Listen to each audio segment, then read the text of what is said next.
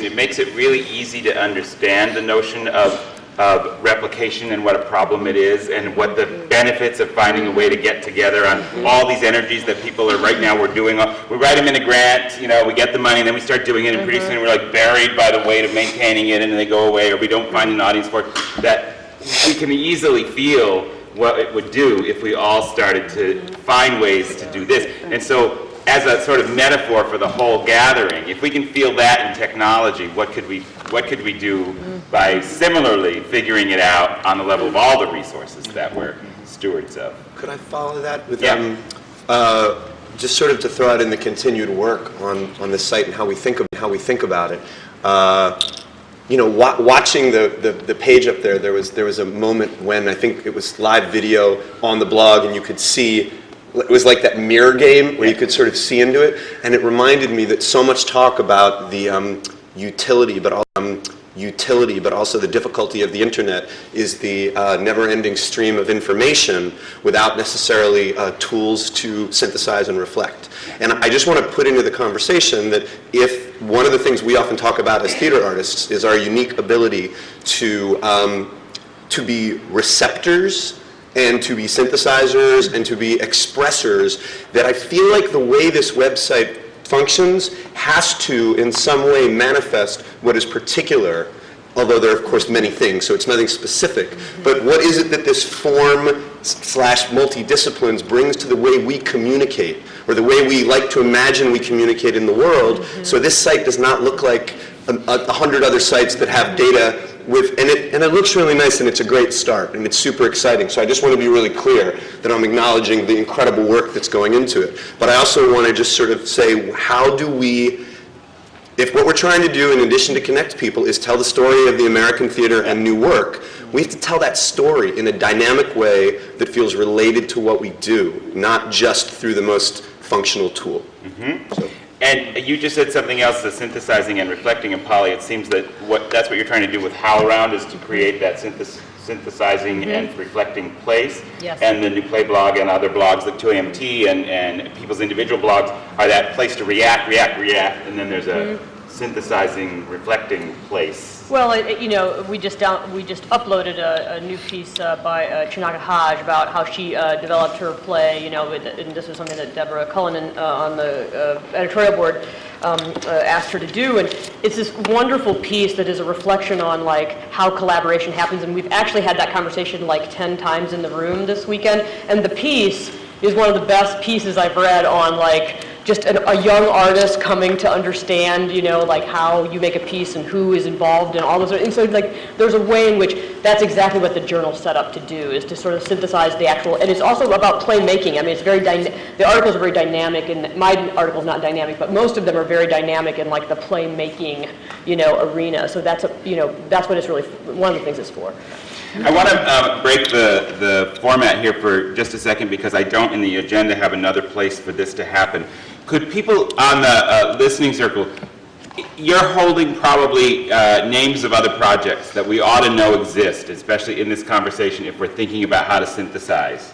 And could people just start naming them sort of one at a time? We don't need a lot about what they are. We can go find what they are and put this in a list of things that people can then go look at, including us. But where would we go look? What efforts are underway that have value to you, that you're doing, or that you've heard about that we should be investigating to put here? Town Hall Nation that we're doing at Sojourn Theater and the team. Town Hall Nation. Town Hall Nation? Yeah. And that's at, what's the URL? It's going to be it's not creative. Okay, we're building great. it between Sojourn and the team. Sojourn and the team. Okay, great. Any of the networks like NPN and APAP and things, are there efforts that we need to know about from you guys? Yeah, so Lisa. I think LMDA.org has been doing online discussion for like 20, 25 years. And there's a huge database there. A huge database and a really wonderful curated online journal. I think you have to be a member, but why not be a member of LMDA? It's a really wonderful organization. What is it? LMDA.org. It's the Literary Managers and Dramaturgs Association. Yeah, and we have an old-fashioned email listserv, but it's extremely effective. Yeah, Shashir. SouthAsianPlaywrights.org. Came out of Silk Road Theater. SouthAsianPlaywrights.org. And also there's that... Clearinghouse house of their plays, and you can contact the playwrights directly. You get a whole slew of playwrights. Okay. Shout them out if I can't see your hand raised. Oh, absolutely. So the TCG, we know about this, and Teresa about this, because one of the things that makes immediate obvious sense is all the organizational profiles. We ought to be able to just figure out how to connect to what people are already doing about keeping their profile up to date. Yeah, exactly. So yes, the TCG database and intersecting with the TCG website, which also has enormous amounts of information. Yeah. David? Yeah. This doesn't connect exactly because we're still launching, but we're launching a program called Sister City Playwrights Exchange in a new kind of... And it'll be an online And it's on our source? website, playwrightsfoundation.org, if you want to read about it, and we're just starting it in May. And there'll be resources there. Thomas Cott has this email series called You've Caught Mail, and everyone should subscribe to it because he reads everything, and there's so many great things, like 3 or 4 times a week, things I'm like, that's so important. That's You've Caught Mail, C-O-T-T Mail. Thomas Cott is the author, and Yeah. that's a digest of the thoughts Of news the week. around the country, yeah. Arts Babel. How do you spell that? B-A-B-B-L-E. Oh, not B-A-B-E-L? Yeah. Okay, B-A-B-B-L-E.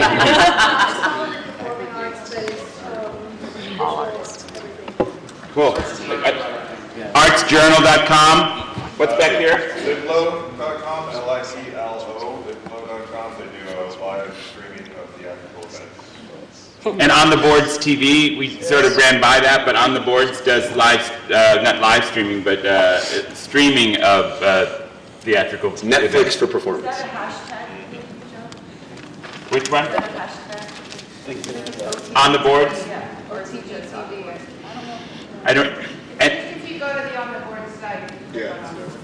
Or Google On the Boards TV, and it'll take you there too. Yeah. There's also, he runs it off Facebook. Adam Simkowitz has a blog called I Interview Playwrights. Yes. It's an invaluable resource.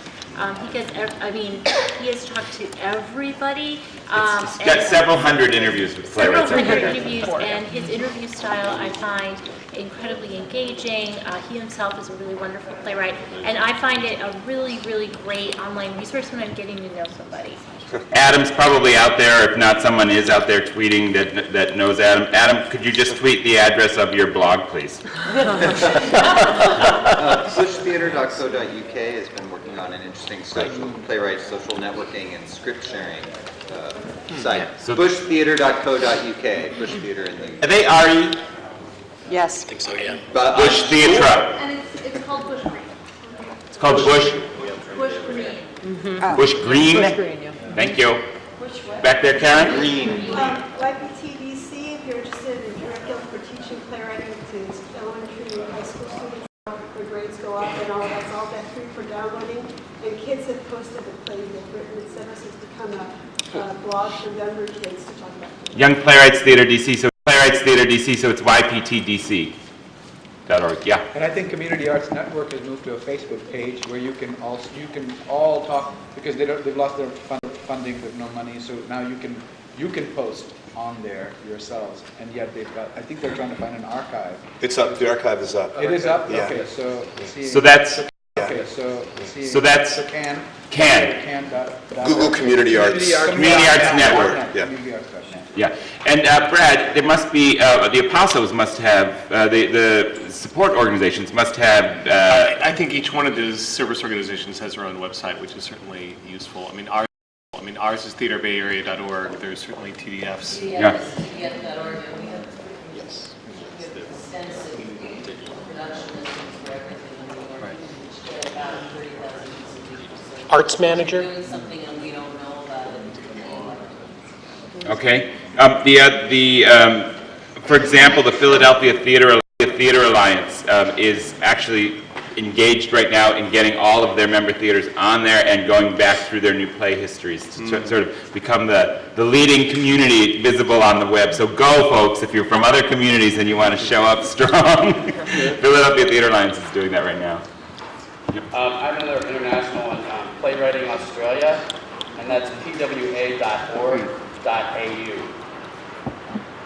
I just wanted to make one quick shout out, which is not for a site, but to remember that this stuff is so incredibly important, but there are still really a lot of people that are not going to reach like this. That there's a lot of people that are actually, it's hard to believe, but I'm learning this every day. There are thousands and thousands and thousands of people that are not wired. That have to go to the library if they want internet, etc. It is a classroom, and if we want to keep diversifying our audience, we have to remember that there's other ways to reach people besides the internet, and we have to keep that present in our heads if we want our office, our audiences, and the people we invite to be diverse. I just want to throw that out there.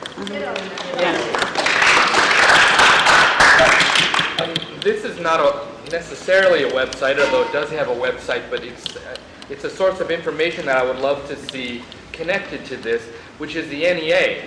And they do all of these studies, but they won't give you their database information and tell you, oh, we got it off of 990s and you can get it yourself. Well, why should I redo that? So if you get that information from the NEA and put it in there. Rocco? I've already burned that bridge. No. Rocco's very jazzed about his visit here and the fact that people listen. You haven't gotten a chance to get into it. No, I'm just reflecting primarily what Pete mentioned, that envision the impact of this is difficult. In our own clunky way at our theater, we've been tracking what happens to our plays and their journeys and so on, because and your theater is New Jersey rep, because our mission is to give birth to new plays. I think the two things that strike me, I think given the massive cumulative data that we could obtain, might ultimately reflect on collaboration and what are the patterns, so we could articulate it more effectively to potential funders.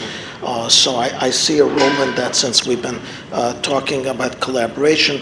The other thing is in tracking these pathways. I think we could more effectively articulate what are the resources that are truly necessary.